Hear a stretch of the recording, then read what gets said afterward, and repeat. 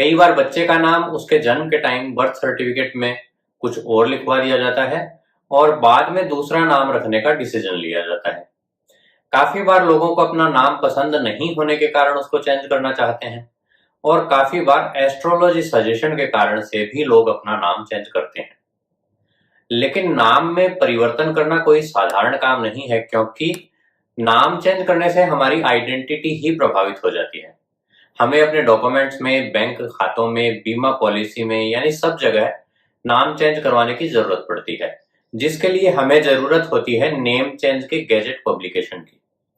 अब gadget publication भी कोई सिंपल प्रोसेस तो है नहीं, इसलिए लोग नाम चेंज करने की कोशिश तो करते हैं, लेकिन कोई ना कोई कमी रह जाने के कारण से पब्लिकेशन या तो हो ही नहीं पाता या फिर उसमें काफी टाइम लग जाता है। इसलिए आज के वीडियो में हम गैजेट पब्लिकेशन की पूरी प्रोसेस को समझने की कोशिश करेंगे।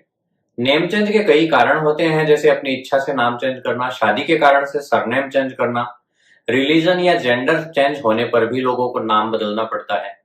इस वीडियो में हम स्वेच्छा से नाम चेंज करने की नॉर्मल प्रोसेस को समझेंगे। बाकी आधारों पर नाम चेंज करने के लिए भी प्रोसेस लगभग एक जैसा ही है, केवल रिक्वायरमेंट, फीस और पब्लिकेशन में थोड़ा सा अंतर हो जाता है। जैसे अगर शादी के आधार पर सरनेम चेंज करते हैं तो मैरिज सर्टिफिकेट की रिक्वायरमेंट होगी, और जेंडर या रिलीजन चेंज करने के कारण से नाम चेंज कर रहे हैं तो उससे रिलेटेड सर्टिफिकेट की जरूरत पड़ेगी। अगर आप जनरल प्रोसेस को समझ लें तो बाकी आधारों पर नेम चेंज करवाने में भी आप सक्षम हो जाएंगे। नाम चेंज करवाने के लिए सबसे पहले तो ये देखा जाता है कि जिस व्यक्ति का नाम चेंज करवाया जाना है वो बालिग है या नहीं, क्योंकि अगर वो बालिग है तो सारी प्रोसेस वो खुद करेगा, और अगर नाबालिग है तो उसके पिता या माता को सारी प्रोसेस करनी होगी। नेम चेंज प्रोसेस में सबसे पहले आपको इस बारे में एक एफिडेविट या अंडरटेकिंग बनवानी होगी, जिसमें एप्लीकेंट की डिटेल्स के बाद ये लिखा जाएगा कि वो भारत का नागरिक है, उसने अपना नाम बदलकर अमुक नया नाम रख लिया है और इस संबंध में लीगल रिक्वायरमेंट पूरी कर ली है। इस एफिडेविट या अंडरटेकिंग पर एप्लीकेंट के साइन होंगे और साथ ही इसको अटेस्टेड करवाया जाएगा। यहाँ थोड़ा सा टेक्निकल प्रोविजन है, ध्यान से सुनना, कि अगर आप अपने फर्स्ट नेम में कोई चेंज कर रहे हो तो अपने एफिडेविट को नोटरी पब्लिक से टेस्टेड करवा सकते हैं।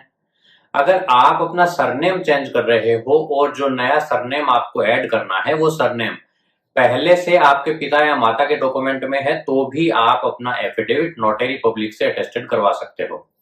लेकिन अगर आप ऐसा कोई नया सरनेम यूज करना चाहते हैं जो पहले से आप या आपके माता पिता यूज नहीं कर रहे हैं, तो आपको अपना एफिडेविट फर्स्ट क्लास के मजिस्ट्रेट यानी एसडीएम, डीएम वगैरह में से किसी से करवाना होगा। अगर क्लियर नहीं हुआ तो वीडियो को बैक करके फिर से सुन लेना। आपका एफिडेविट तैयार हो गया, इसके बाद बारी आती है न्यूज़पेपर पब्लिकेशन की, जो हम किसी भी नेशनल लेवल के दिल्ली न्यूज़पेपर में करवा सकते हैं। न्यूज़पेपर में जो पब्लिकेशन करवाया जाएगा उसमें लैंग्वेज वही आएगी जो एफिडेविट में आती है। जो बात ध्यान रखने लायक है वो ये कि न्यूज़पेपर हिंदी या इंग्लिश लैंग्वेज का ही होना चाहिए, प्रादेशिक भाषा का न्यूज़पेपर नहीं चलेगा। दूसरा ये कि न्यूज़पेपर की पूरी ओरिजिनल कॉपी ही एप्लीकेशन के साथ भिजवाई जाएगी। यदि फोटोकॉपी या केवल कटिंग भिजवाई जाती है तो उसके आधार पर गैजेट पब्लिकेशन नहीं हो पाएगा। तीसरी बात ये कि न्यूज़पेपर में ये पब्लिकेशन पब्लिक नोटिस यानी लोक सूचना हेडिंग के अंतर्गत करवाया जाएगा, तभी उस अखबार को डिपार्टमेंट ऑफ पब्लिकेशन स्वीकार करेगा। 2 चरण हो गए, पहला एफिडेविट और दूसरा न्यूज़पेपर। अब तीसरे चरण में आपको नाम परिवर्तन के लिए एप्लीकेशन प्रेस्क्राइब्ड फॉर्मेट में कंप्यूटर से टाइप करवानी है और उसको 2 कॉपी में तैयार करके उस पर एप्लीकेंट के साथ 2 गवाहों के साइन करवाने हैं और गवाहों की डिटेल जैसे नाम, पता और मोबाइल नंबर वगैरह लिखने हैं। इस प्रोसेस में जो फॉर्मेट वगैरह काम आते हैं और गाइडलाइन की पीडीएफ लिंक आपको वीडियो के डिस्क्रिप्शन में मिल जाएंगे। जो प्रारूप 2 कॉपी में तैयार किया गया है वही मैटर एक अलग माइक्रोसॉफ्ट वर्ड की फाइल के रूप में तैयार करना होगा, जिसमें गवाहों की डिटेल वाला पार्ट नहीं होगा। उस माइक्रोसॉफ्ट वर्ड वाली फाइल को एक कॉम्पैक्ट डिस्क में सेव करके एप्लीकेशन के साथ भिजवाना है। यहाँ विशेष रूप से ध्यान रखें कि उस कॉम्पैक्ट डिस्क में वर्ड फाइल के अलावा कुछ भी नहीं होना चाहिए। उसमें ना ही तो हमारे डॉक्यूमेंट होंगे और ना ही एप्लीकेशन वगैरह होंगे। वो फाइल भी केवल एमएस वर्ड फॉर्मेट में ही होनी चाहिए। पीडीएफ या जेपीजी वगैरह फॉर्मेट नहीं चलेगा। सीडी में जो फाइल हमें भिजवानी है वे किस प्रारूप में होगी और वो प्रारूप आपको डिस्क्रिप्शन में दी गई गाइडलाइन वाली फाइल में मिल जाएगा। इनके अलावा जिस व्यक्ति का नाम चेंज करना है उसका करंट नेम का आईडी, उसकी 2 पासपोर्ट साइज की फोटोग्राफ स्वयं प्रमाणित करके साथ में लगानी है। अगर माइनर का नेम चेंज होना है तो उसके गार्जियन के आईडी की सेल्फ अटेस्टेड कॉपी और 2 फोटो भी साथ में लगानी होगी। तो जरूरी पेपर्स में हमने तैयार किया एक एफिडेविट, एक न्यूज़पेपर, 2 कॉपी में नेम चेंज का प्रारूप, एक कॉम्पैक्ट डिस्क, एप्लीकेंट का सेल्फ अटेस्टेड आईडी और पासपोर्ट साइज के 2 फोटोग्राफ। इन सब के बाद आपको नेम चेंज की जरूरी फीस जमा करवानी है, जो वर्तमान में बालिग के लिए 1100 रुपए और नाबालिग के लिए 1700 रुपए है। वर्ष 2018 के बाद से ये फीस केवल नॉन टैक्स रिसीट के जरिए ही जमा करवाई जा सकती है। फीस का पेमेंट आपको एनटीआरपी यानी नॉन टैक्स रिसीट पोर्टल पर जाकर करना होगा। उसका लिंक भी आपको इस वीडियो के डिस्क्रिप्शन में मिल जाएगा। फीस की जो रसीद आपको मिले उसका प्रिंट निकलवाकर वो भी आपको बाकी चीजों के साथ भिजवानी है।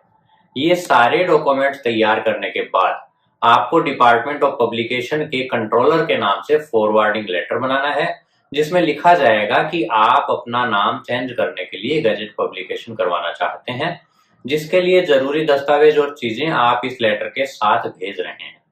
उस लेटर में फीस पेमेंट का रेफरेंस नंबर लिखना है और जो डॉक्यूमेंट्स आप साथ में अटैच कर रहे हो उनकी पूरी लिस्ट भी उसमें मेंशन करनी है।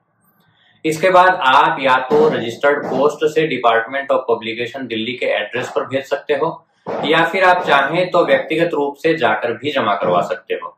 यदि हमारी एप्लीकेशन और डॉक्यूमेंट्स में कोई कमी पाई जाती है तो डिपार्टमेंट ऑफ पब्लिकेशन हमें कमी पूर्ति के लिए नोटिस जारी करता है, जो कमी पूर्ति हमें 6 महीने में पूरी करनी होगी।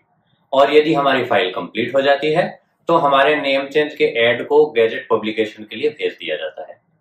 हमारी फाइल कंप्लीट होने के बाद हम 15 से 45 दिन में अपने गैजेट पब्लिकेशन की उम्मीद कर सकते हैं। दोस्तों, 2018 के पहले ये व्यवस्था भी थी कि हम थोड़ी एक्स्ट्रा फीस देकर गैजेट की हार्ड कॉपी मंगवा सकते थे, लेकिन 2018 के बाद से सेंट्रल गैजेट केवल सॉफ्ट कॉपी में ही पब्लिश होता है, जिसको आपको हर शनिवार खुद को चेक करना पड़ेगा कि आपका एड गैजेट में पब्लिश हुआ है या नहीं। इसके लिए हम ई गैजेट की वेबसाइट पर जाकर गैजेट पार्ट 4 को सर्च कर सकते हैं और जिस गैजेट में हमारा एड पब्लिश हुआ हो उसकी सॉफ्ट कॉपी डाउनलोड करके प्रिंट निकाल सकते हैं। फिर ऐसे प्रिंट को यूज करके अलग अलग जगह पर हम अपने डॉक्यूमेंट्स में अपना नाम चेंज करवा सकते हैं। तो ये थी सारी process name change gadget publication के लिए। इसके अलावा भी आपके कोई सवाल या शंका वगैरह हो तो आप हमारे व्हाट्सएप नंबर पर हमें कांटेक्ट करके कॉल बुक भी करवा सकते हैं। कॉल फ्री नहीं हो पाएगी, उसके लिए नॉमिनल चार्ज है, जिसकी जानकारी आपको व्हाट्सएप पर कांटेक्ट करने पर मिल जाएगी। पूरी प्रोसेस में अलग अलग प्रारूप कैसे तैयार करने हैं इसके लिए एक वीडियो अलग से भी हम जल्दी ही पब्लिश करेंगे, इसलिए चैनल को सब्सक्राइब करके बेल बटन जरूर प्रेस कर दीजिए। अभी के लिए इतना ही, जल्दी ही मिलते हैं अगले वीडियो में।